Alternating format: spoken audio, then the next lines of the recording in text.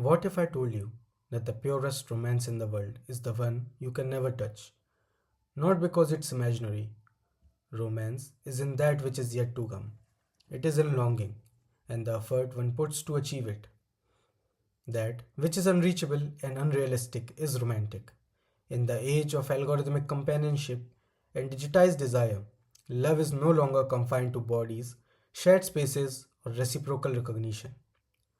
Your brain doesn't love bodies, your brain loves representations.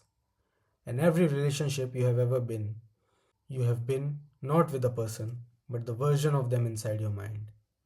When people connect with others, they build mental images, shaped by conversation, memory, and expectations. These images guide emotional responses. They create feelings of closeness, longing, and belonging. Fictional characters are also formed through images, voices, stories, and repeated scenes. These elements allow the mind to construct a consistent emotional presence. A waifu refers to a fictional character who holds emotional meaning for someone. The attachment forms through the repeated exposure, imagination, and emotional investment. Over time, the character becomes a part of a person's emotional world. Do you love your partner or do you love the idea of them? Their face, their tone, their warmth, their role in your story. Do you still love them when they are not physically present? Or it's just the physical warmth of another human that you seek? Do you crave flesh like an animal? Or do you want the psychological phenomena where your mind edits them into a character? In this way, a waifu is not different. It's just honest. It never pretends to be more than a mental companion, and that might be why it feels safer. Human love has always been partially fictional. We never love people as they are. We love curated narratives, selected memories, projected ideals.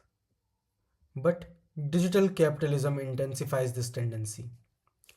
Dating profiles, filtered selfies, and algorithmic compatibility tools transform partner into symbolic characters before they can become people. A waifu is simply the final stage of abstraction, where the projection is no longer anchored to a physical body. In this sense, fictional intimacy exposes some truth. Love is about emotional consumption, not relational reciprocity. The emergence of waifu culture, parasocial romances, and self generated emotional companions expose a psychological and socio-political transformation. Intimacy has become increasingly imagined, curated, and privately authored. Reality has become emotionally unaffordable. We live in a world where people are lonelier than ever, yet intimacy is more available than ever on the screens. Housing is unaffordable, time is scarce, communities are gone, dating is transactional, loneliness is normalized. Fictional love isn't an escape from reality, it's a response to reality. It is tempting to assume that only people above a certain cerebral threshold could engage in such phenomena. Population with primitive culture and carnal desire of flesh cannot possibly comprehend another living individual, let alone psychological and emotional dimensions. The evidence in primitive societies projects certain behavior which may compel one to form such opinion, like arranged marriages, lust driven and degenerate communities of people, or simply interacting with most of the population of the country. To which I would counter and ask them to locate the justifications for all the vile things such people do. There is some supernatural fictional entity warranting their crimes. All of their stunted emotional dimensions have been submitted to a fictional entity, which then dictates their non existent intellectual activities. The human animal, even of the filthy kind, has their imaginary entity, but they use it to destroy and defy life itself. Do you remember watching shows and movies as a child? Did you ever imagine yourself as a character in the story? Did you write fanfics about it? Did you create your original characters who fit into the story? Did you create your own stories? Did you use your stories for escaping your surroundings? Did you wish someone, maybe your favorite god, saving you when you were beaten at your home? Did you imagine your Superman avenging you when you were bullied at school? Did you imagine romance with some good looking actor or characters? Have you lived your life in your own illusions? Maybe when the world was too noisy, you retreat into your own world. Have you learned to zone out? Have you learned to perform sanity? Did you have imaginary friends? Did they talk to you? Have long conversations with you? When the world did not listen to you, maybe no one was interested in what you said. Or did you just shut out the world because they would not understand anyway? If you can relate to this, let me tell you about Tulpa.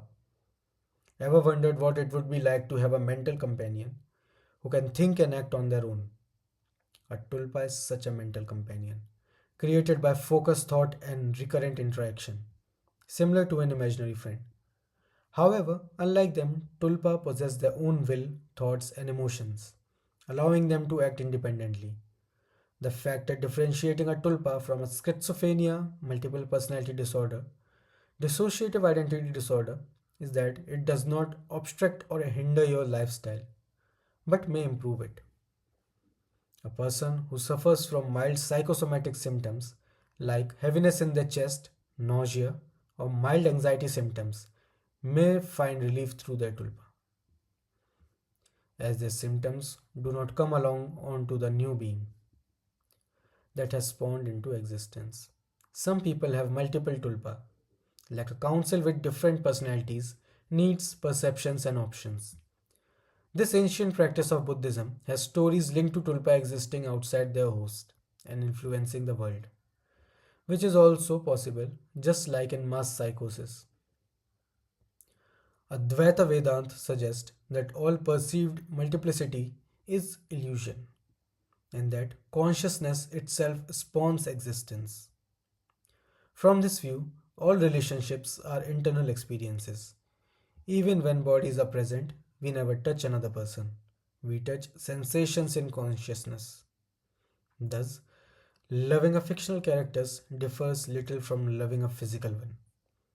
Both are internal representations processed by the same neural architecture.